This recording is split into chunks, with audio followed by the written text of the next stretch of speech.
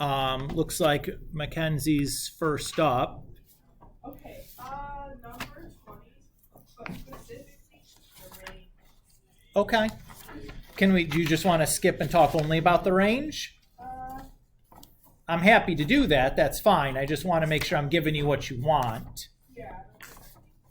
You're good with just talking about the range? Lovely. Okay. So the range, y equals 2/3 t squared minus 1, is coming from our y of t function. So since this function is quadratic, I potentially care about 3 points. I care about the endpoints, and I also potentially care about the vertex. So remember, for the vertex, that happens at negative b, which in our case is 0, over 2a, which is 0. Go to that. So that's the t coordinate of the vertex for our y of t function. Mackenzie, you good? Now, what do we notice there in comparison to our domain for this function? That is not It's not in the domain. So do we care about this? No. Nope. Okay, that's good. So all I need to do is the endpoints. So what do I get there? I get negative 1/3.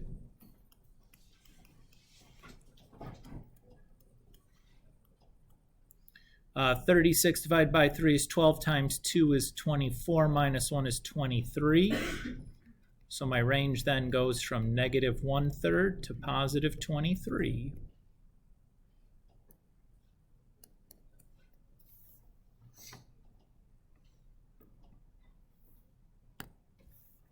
Cool beans? So you only have to worry about the vertex on quadratic. Correct.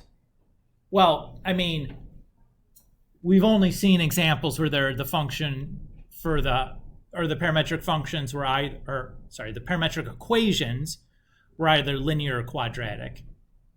Now, there's other functions that have vertexes or vertices, and certainly there you might have to worry about them, but we're obviously not going to deal with a situation like that because, well, we didn't in the example.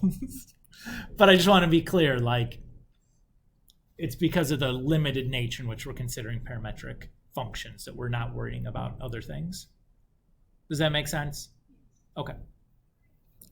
Teagues. Can you do number 40, please? Sure. So 40 says find the parametric for the circle with the following indicated points. So I remember that that x of t equals cosine theta, y of t equals sine theta, gives me a circle whose center was at 0, 0, and whose radius is 1, right? Now, if I multiply each of those x coordinates, that'll stretch them out, right? So right now, the maximum value that any x coordinate can have is 1. The maximum value that x coordinate needs to be is square root 11. So we'll just tack a square root 11 on as a coefficient. Is that cool? Okay. Now that's going to be a circle with radius square root 11, but still centered at 0, 0. I need to move it 4 units to the right, so add 4 to the end, and then move it 3 units down, so subtract 3 from the y. And that should get us what we're looking for. The good news is if we're not sure, we can graph this and double check just to make sure this is giving me something reasonable. So let's see, square root 11 times cosine t plus 4. I guess I shouldn't have put thetas there, right?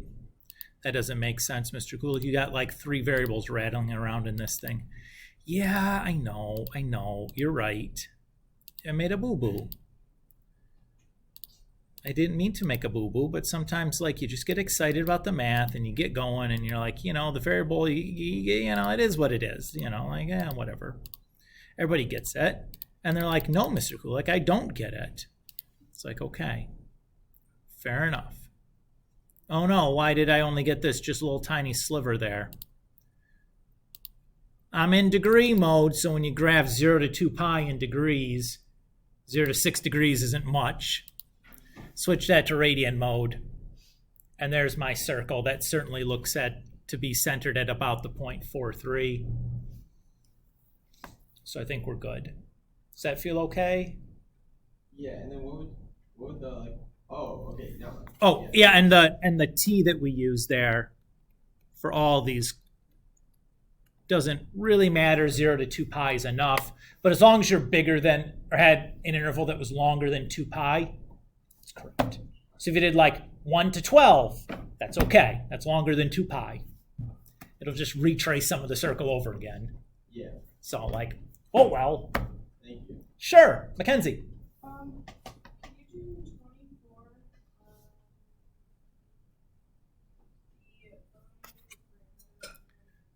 Yeah, you want to do the whole thing basically? Yeah. Okay. I don't need range, but Okay. Yeah, sure. The range part is easy. So to eliminate the parameter, I think I'm going to start with the y coordinate this time since it's linear. It'll be easier to isolate the t there. You good with that? And I'm going to plug that into the x coordinate.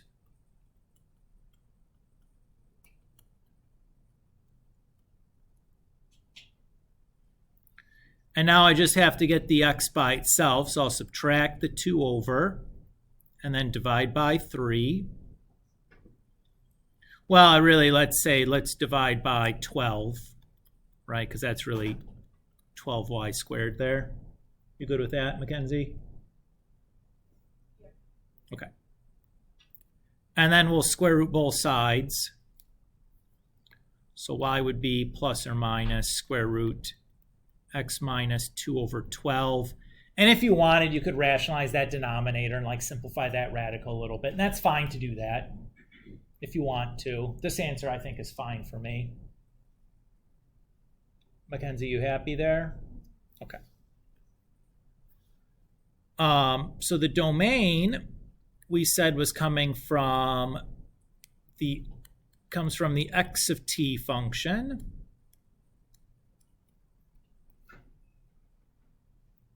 And which one is this? 24. That goes from -8 to -3. So again, since this is quadratic, potentially 3 points I care about, the vertex and then the 2 endpoints. We'll start by finding the vertex.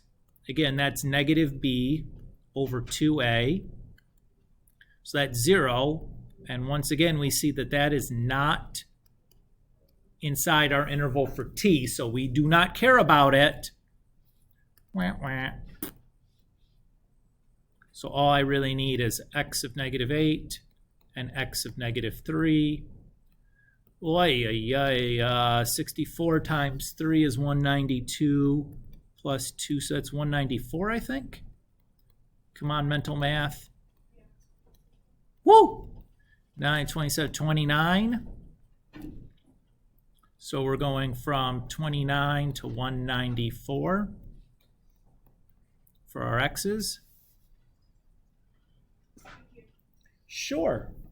And Mackenzie said she didn't need the range. That's why I'm stopping here. If you didn't do this one yet, you'd still have to do the range part. But that should be pretty easy since it's the linear part. Or is a linear part. They don't have to have linear parts. You get 2 quadratics. That would be possible. Ames. so for the vertex part, when you got the -0 over 2 times 3, could you just explain how you got that again? Yeah, so for any quadratic, f of x that equals ax squared plus bx plus c. The vertex is of the form negative b over 2a, comma, f of negative b over 2a.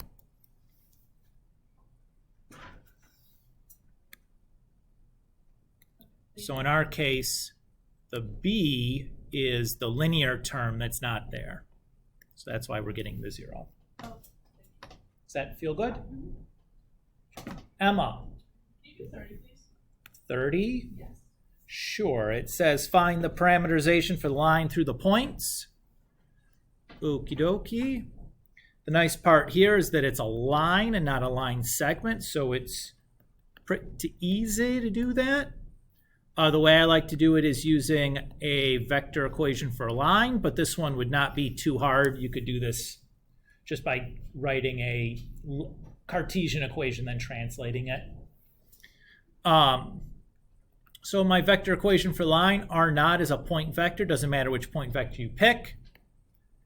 V is our direction vector. Usually we do that using the head minus tail rule. So I'm just going to take the first vector and subtract from it the second vector.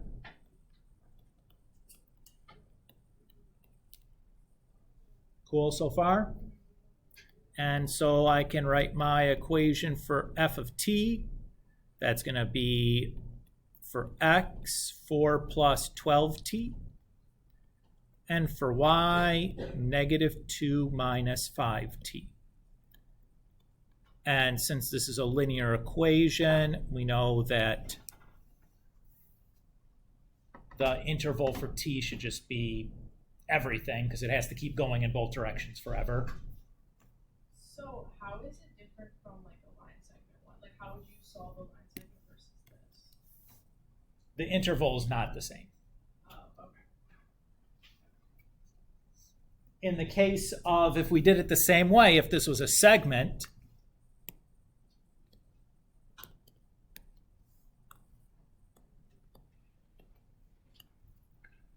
this piece here is either going to be negative 1, 0 or 0, 1. Now, that's only if you do this as a vector line equation. This is the big benefit of doing it that way, is that finding the interval for the parameter is really easy. So all we need to do here is just kind of do a little test, a guess and check, basically.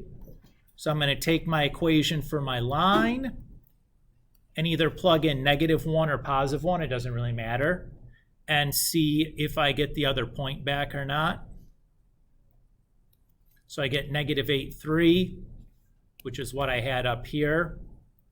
So this value would be negative 1, 0. If it didn't work, if I didn't get the other point, then it would be 0, 1. And since it's an either or situation, just checking one value is enough. If it didn't work for the first one, you know it's going to be the other one. Is that cool? Yep. Nice specific question, because there is not much difference between the two questions, right? Everything you do the same except that interval, finding that. And it's not much to do to find it. It's really easy check. It's almost mental math. If you do one, it probably is mental math. You probably don't even need to write anything down. Mia! 48. Sure. Says Nick hits a golf ball off a practice tee with an initial velocity of 180 feet per second with 4 different clubs. How far down the fairway does the ball hit the ground if it comes off the club, making the specified angle with the ground 35, 40, 45, 50? Okay. I'm just going to do like one of these because it's like the same thing over and over again, and it's kind of like what you have to do is a little bit tedious, so I don't want to do it like 4 separate times, but I think after doing it once you'll be like, oh, okay, I got it. Is that cool? Okay. So I'm going to start by writing my vector equation for my parametric function. So I'm going to do 180 cosine t, and I'm just using part A here with the 35. So negative 16t plus 180 sine 35t.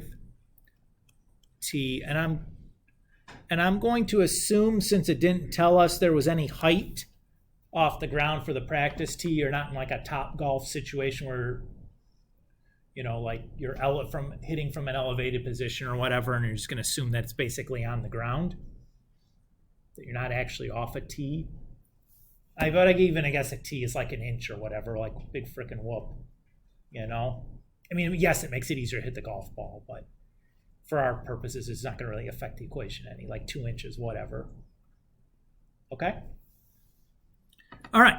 So what I need to know is how far does it take to hit the ground. I need the time that it's in the air. So basically, I need to figure out the time that the ball hits the ground.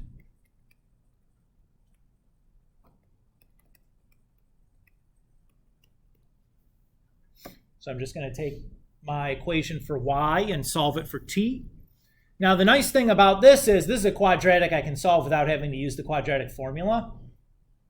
I can just factor this since there's no height, which, boy, that's going to make this problem a heck of a lot less tedious. So I can factor out a t. And then if I apply the zero product property, I can take the negative 16t plus 180 sine 35 and set that equal to 0. So t should be negative 180 sine 35 divided by negative 16.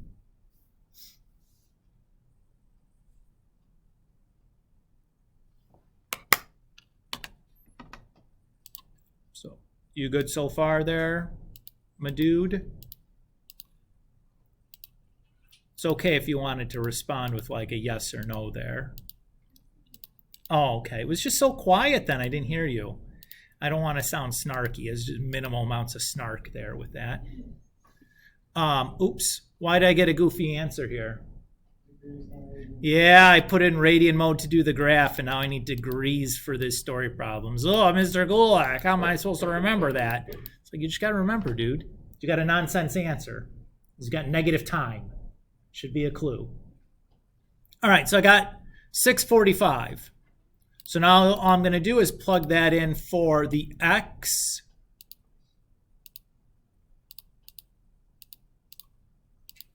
I'm sorry, yeah, into the x equation. So I get 951.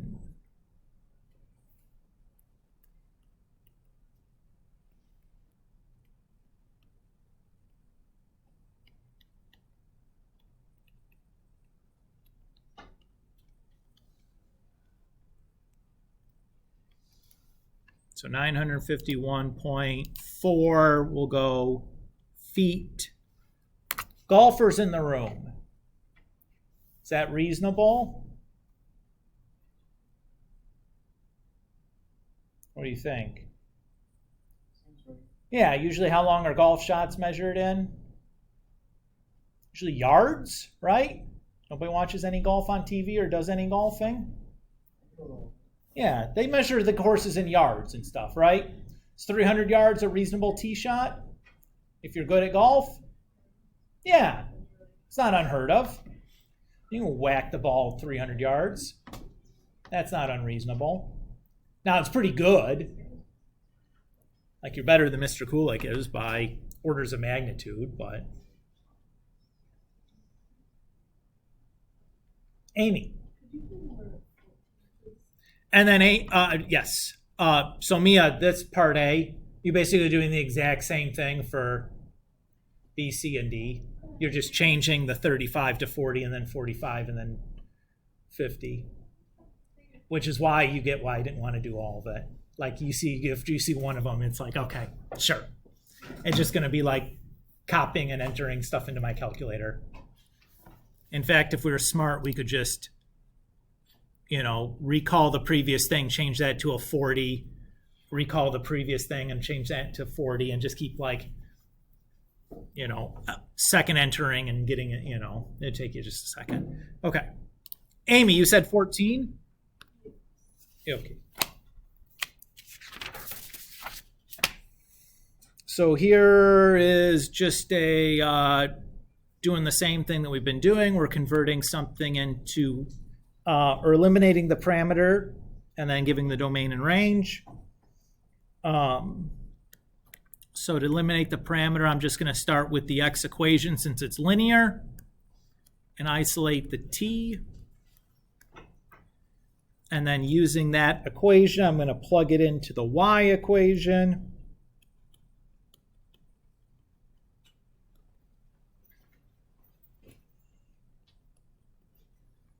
So my Cartesian equation then would be negative 6/5 x plus 4.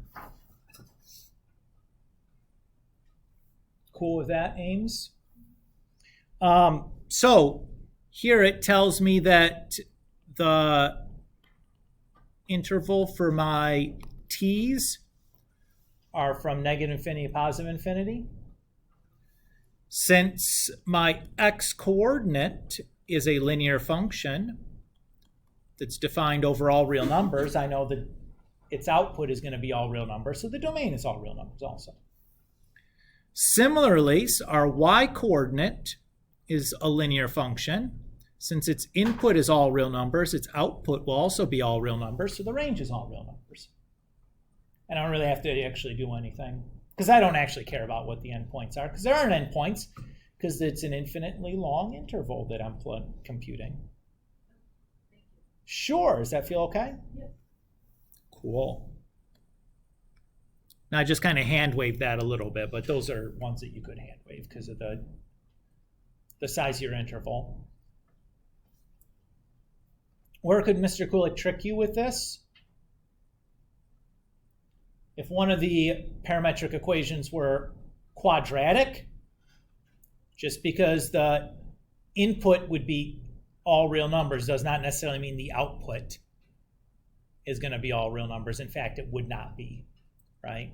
So you have to be a little bit careful there. Mr. Kulik, you're a sneaky son of a gun. Don't you know it? Mackenzie. 23, you say? Sure. And we're just doing the parameter there? Okay.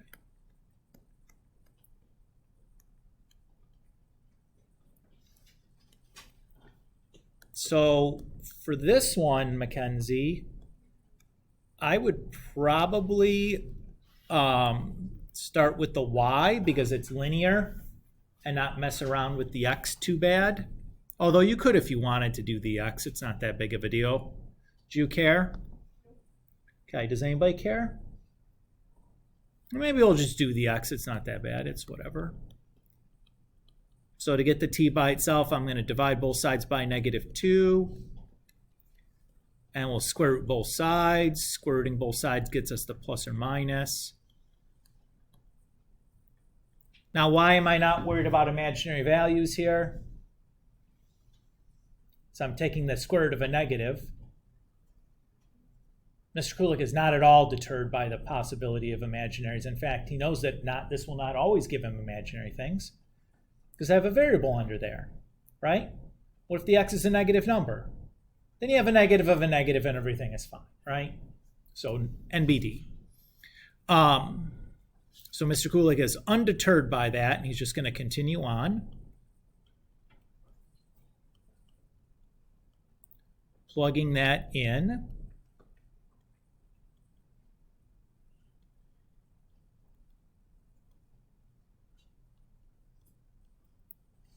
And I think Mr. Kulik would settle for that. Although if you rationalize the denominator there in the radical, that would be okay too.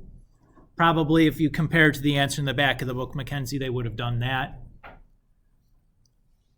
So what would we have gotten? We would have gotten, just let me do that real quick. What would it be? 3/2 root 2x plus 4 probably in the back of the book.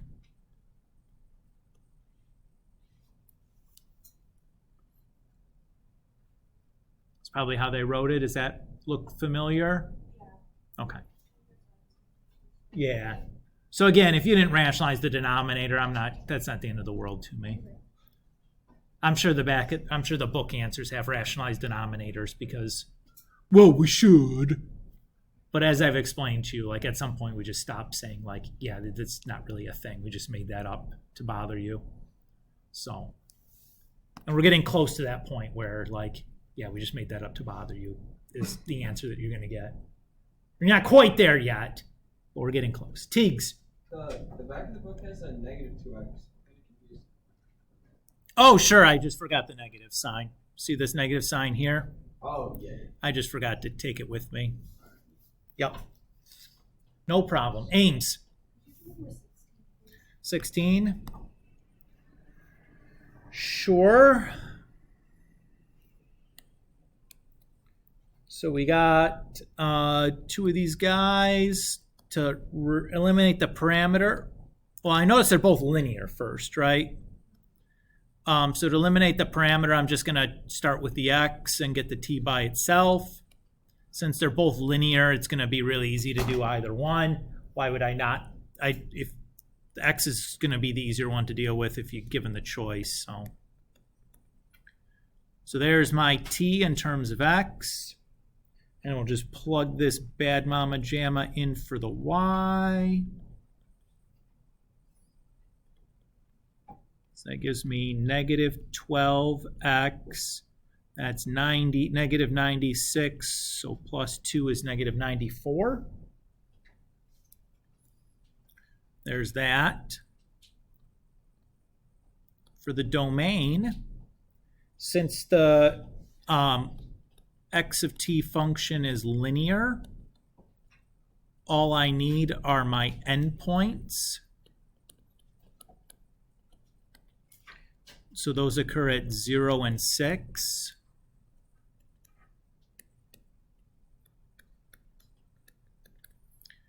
So that's going to be, when I plug 6 in, that's 3 over 2. So minus 8 is negative 6.5. So we're going from negative 8 to negative 6.5 for my domain. Is that okay, Aim? Okay. Don't get confused with the negatives. Make sure you put the smaller number first. It's an easy mistake to make. For my y's, same deal. So y of 0 is going to be 2, and then y of 6 is going to be negative 16.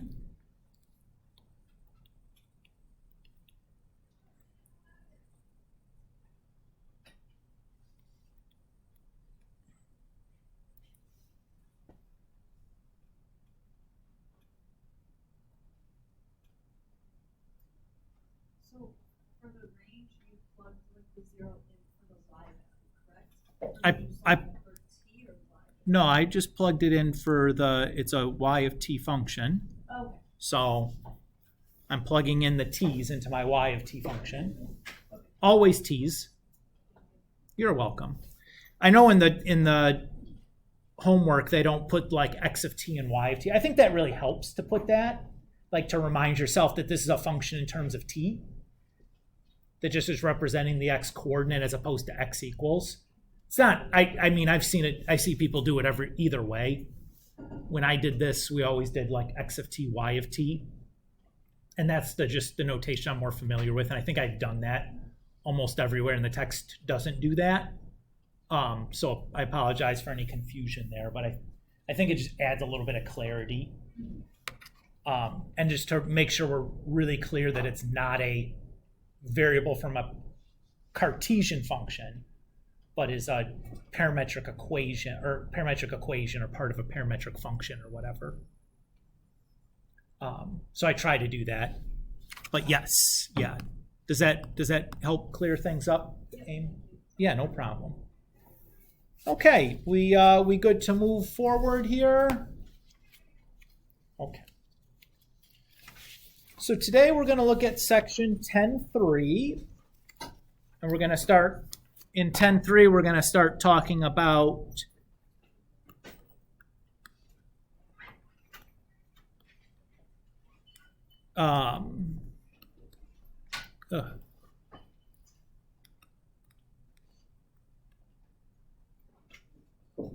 doing that thing where it's not on the screen, but it's trying to write. Does your stylus ever do that?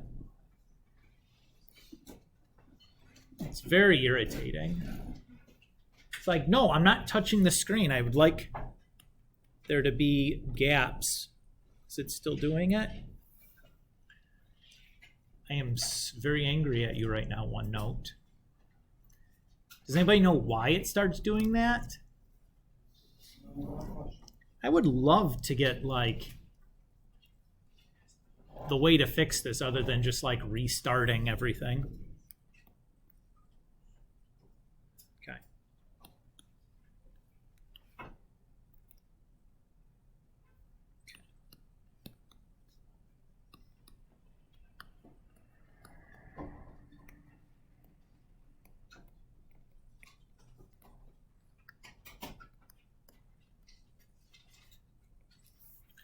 So in section 10.3, we're going to be talking about the polar coordinate system. Previously, we had been working in the Cartesian coordinate system. That's where we plot x and y coordinates. Remember, even the parametric functions, even though those are different than Cartesian functions, we still plot them in the Cartesian coordinate system. We still are plotting x, y's when we graph things. Everybody's okay with that? Okay. Our polar coordinate system is going to be a new way of graphing things.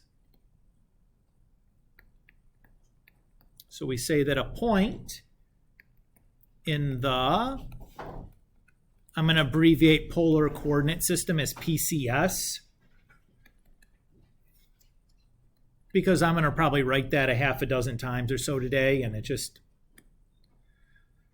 woof, that's a lot of letters that I can save by just abbreviating it PCS. And then it sounds like I'm kind of fancy and smart because I have this like weird abbreviation for something, you know?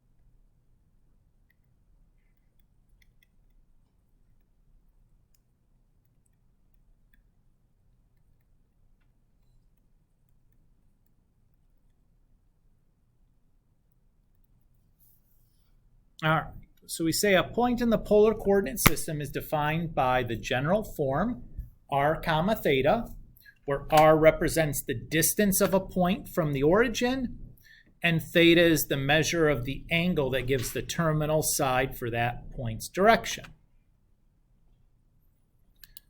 You'll notice that in the content library, I have included some polar graph paper that we're going to use to do our examples on.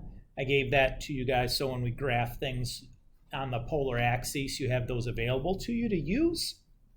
It's kind of nice. Now, those aren't spider webs, as somebody asked me earlier. And it's not a dartboard.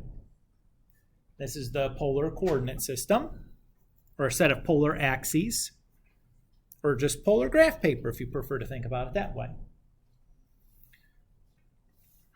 So when we look at this polar graph paper, these concentric circles are representing the different radii, the different values of r, which is kind of like the radius of each one of these circles. So this first circle is when r is equal to 1. The next one is when r is equal to 2, and then 3, and then 4, and then 5, I got 6 is out here, 7. I guess this little tiny piece here would be 8. Everybody's okay with that? That each one of these concentric circles represents, a different value of r. When we say concentric, what do we mean? All the circles have the same center. Concentric, same center. In this case, the center is at the origin, 0.00 for each one of those circles, right, that are nested inside of each other. Is that cool? Okay. The straight lines here are representing angle measures, so like 0 degrees or 0 radians, and then pi over 3 or 30 degrees, and oops, not pi over 3, pi over 6 is 30 degrees, then pi over 3 or 60 degrees, then pi over 2 and 90. And at this point, I'm going to stop probably writing the degree measures because, like, dude, you guys can count. Those ones are pretty easy to come up with. Then we're at 4 pi over 3, and then 5 pi over 3, and then pi, which is 6 pi over 6 pi over 6. Why did I put 4 pi? It's Mr. Kulik. 4 pi over 6, which is 2 pi over 3. Great googly moogly. Are you trying to confuse me? No, I'm not trying to do it intentionally. I just made a mistake. This one is 7 pi over 6. This one is 8 pi over 6, or just 4 pi over 3. That time you got it, Mr. Kulik. That's 3 pi over 2. So that was 9 pi over 6. So this would be 10 pi over 6, which will reduce down to 5 pi over 3. And then 11 pi over 6. And then back to 2 pi again, or 12 pi over 6, or whatever way you want to write it. Does that all feel okay to you guys? It's just like a bigger unit circle. It's like a series of circles. The first one's a unit circle, but the second one, the radius is 2, and then 3, and then 4, and then 5, etc. Right. So let's graph some points here. So let's say we want to do 3, 120 degrees. So I like to do the angle part first. So 0, 30, 60, 90, so 120 is right there. And then I'm just going to count 1, 2, third circle. Woof! No big deal, Mr. Kulik. I can handle this. All right, well, let's do another one. Does that sound good to you guys?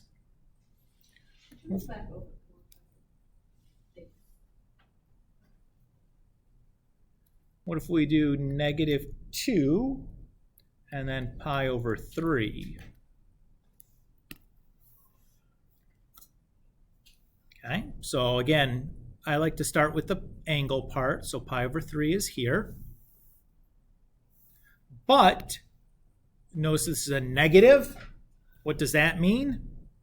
It actually means we're going to take this side of the angle, so I'm just reflecting it.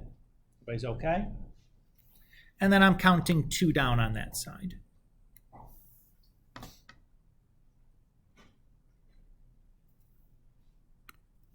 Everybody good with that?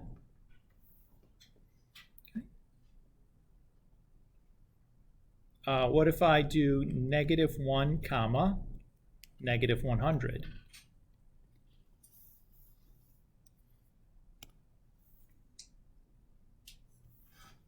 Well, I would probably start by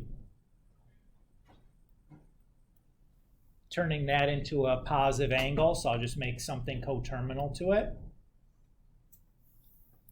So remember here we're 0, 90, 180, 270. So this one would have been 240. So we're somewhere over in here. Everybody's good with that? I added 260, excuse me. Make it more like that then. If I can draw a straight line. Straight lines are hard on the tablet, guys. So there's like 260-ish. But, so that's that. It's negative. So really, where am I talking about this being at? Is like up there. So 1 unit puts it like there. So the negative angle measure doesn't do any flipping for me, right? All I would do is just make that into a positive angle by adding multiples of 2 pi or 360. And then the flipping comes from the negative sign on r. Is that cool? So that's not too bad. You might have noticed something, though. So for example, over here,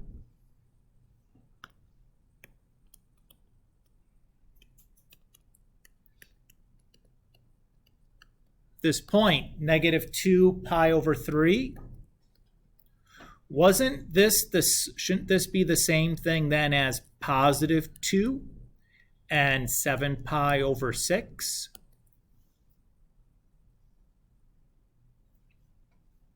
Right, because this is also the 7 pi over 6 end. Everybody agree with that? What's that telling us then? How many ways can we represent a point? Yeah, how many more than one? 2. More. Oh. Infinite. Yeah. So let's formalize that. What those infinite different representations are. So given a point r comma theta, maybe we'll give that guy a name. We'll call it P. In the polar coordinate system, I told you I was going to use that again. Any other points that coincide with P. When we say coincide in a mathematical sentence, what does that mean? Yeah, that they're basically overlapping, right? In the case of points, they're just must be the same point. So are of the form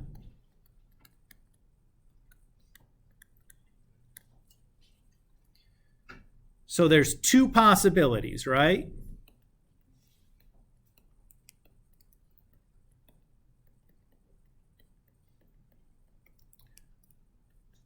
You can have the same R value and an angle that's coterminal,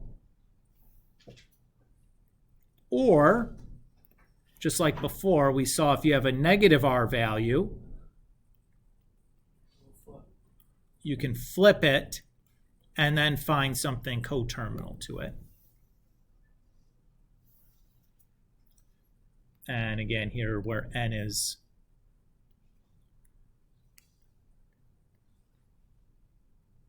gosh, maybe I should use let's do k. My n's were looking too much like my r's, and it felt like I was just gonna get questions. Is that an n or is that an r? I'm like, forget it. Let's just use a different letter. And then obviously we can do this in, like I've written it for radians, but like the same thing applies that if it was degrees.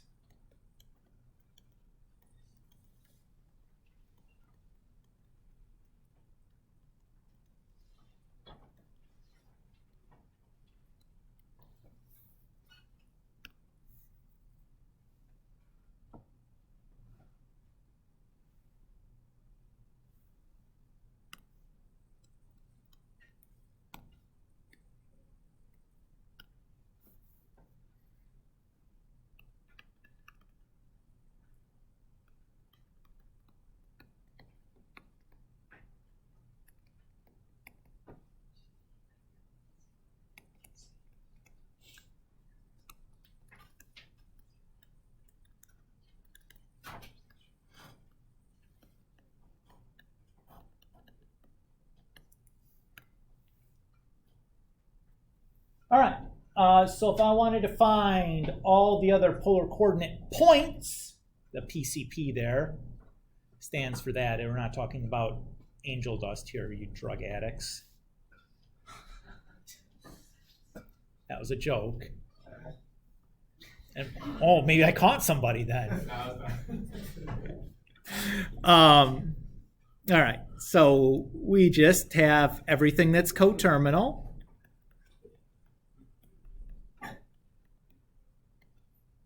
Or we have where the R is negative. Why did I write, who up here, why did no one yell at me for this? 180, does that make a lick of sense in there?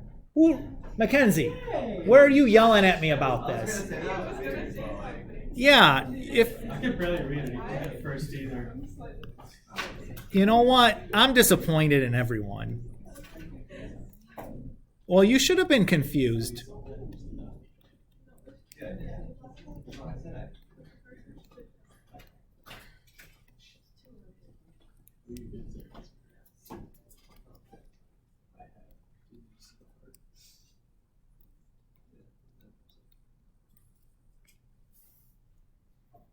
And now really I should add these together, right?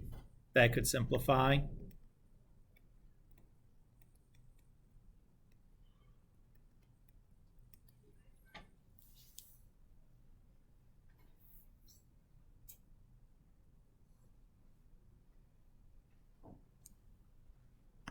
What do you guys think? Okay? Just basically plugging stuff into the formula, right?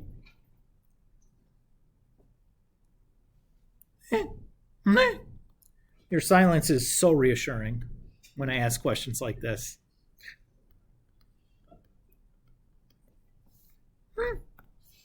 The squeak, though, is nice. Mia. So your answer would be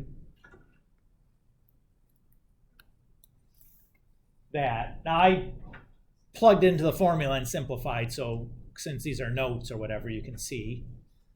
But yes, you need both parts if you want all of them, right? Because it's asking for all the points that coincide with this one. So the ones that have the negative value are just different points, although they still coincide to the same location. If that makes any sense. I don't know if verbs are hard sometimes. All right, let's look at another one. We got root 2 negative 234. So again, we'll take everything coterminal to that.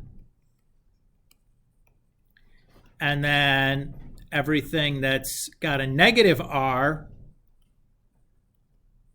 that's flipped. And then coterminal.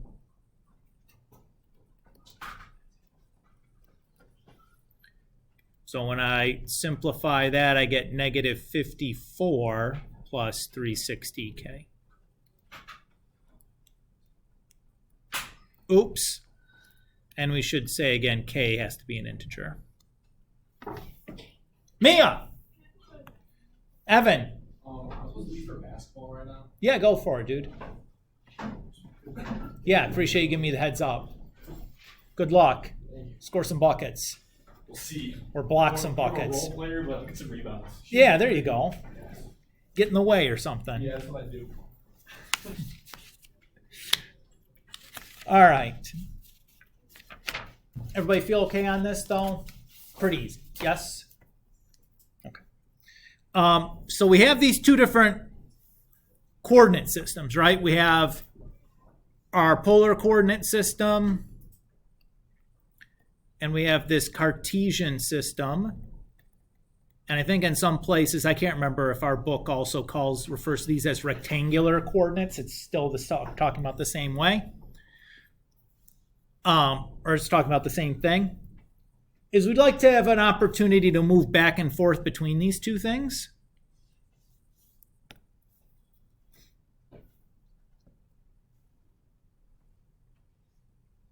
So to take a polar coordinate point and turn it into a rectangular Cartesian point,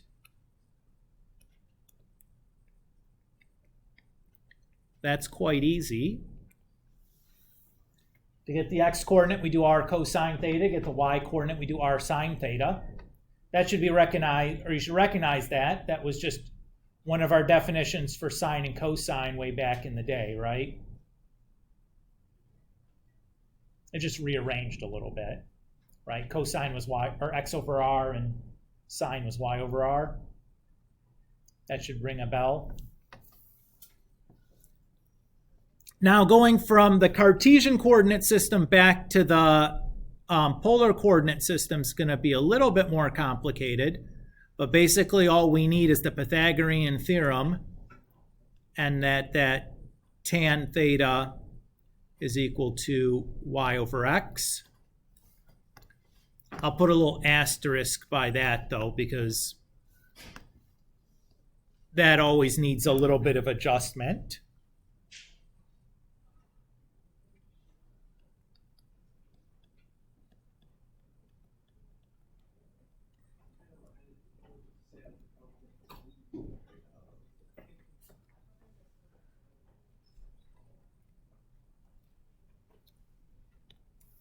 So if I want to take -3, 148 degrees and turn that into rectangular coordinates, well, dude, all I got to do is -3 cosine 148 for the x-coordinate, -3 sine 148 for the y-coordinate.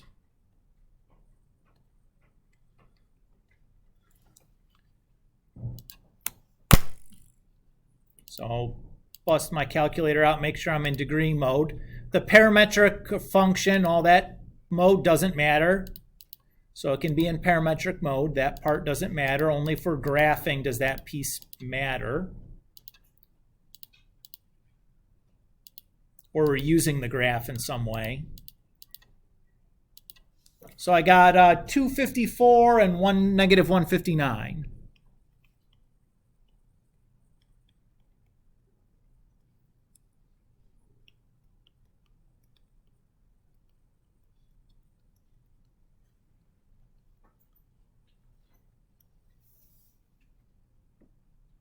Whoa, Mr. Kulik.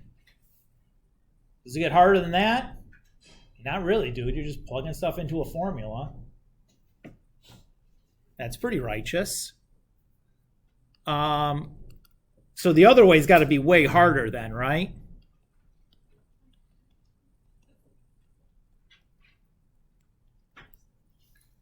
Well, not so much.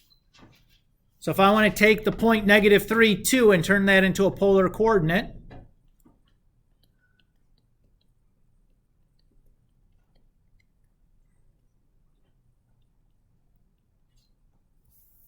so I know r is going to be the square root of 13. Now, really, we could make this plus or minus. But what is Mr. Kulik always going to do here? I'm just going to choose the positive, man. Right? Like, why make life hard? I'm just going to make that positive. Okay. Now, to get my theta, here's my xy axis. I'm going to plot -3, 2.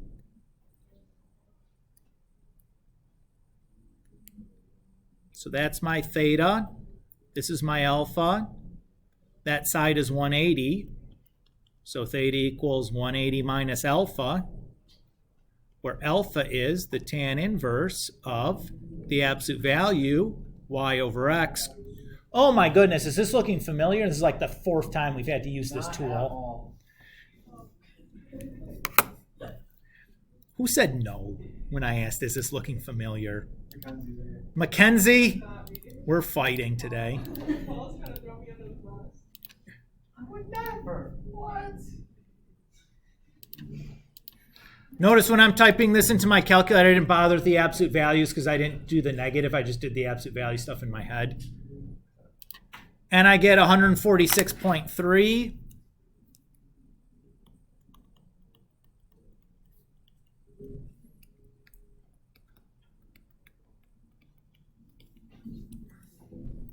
Now, if you wanted to do the negative, what would you end up doing?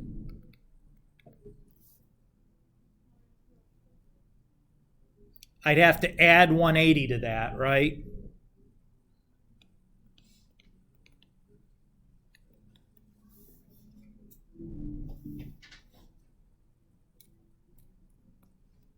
And I'm going to write this next to it, just in case my brain has leaked out my ear or something and I didn't do arithmetic right. So to do the negative version, you still do the positive version. Or maybe easier. I just always do the positive one. Like, I don't know why you'd choose to do the negative one. Right. Is there like a situation where you're going to need both? I don't think so. I'm just pointing out, like, if you wanted to try to do it the negative way, Then you could. You just have to remember you have to add 180 to whatever you got. Like, you know what I mean? Sienna? Yeah, of course. Hey, guess what, dudes? That was it for this section.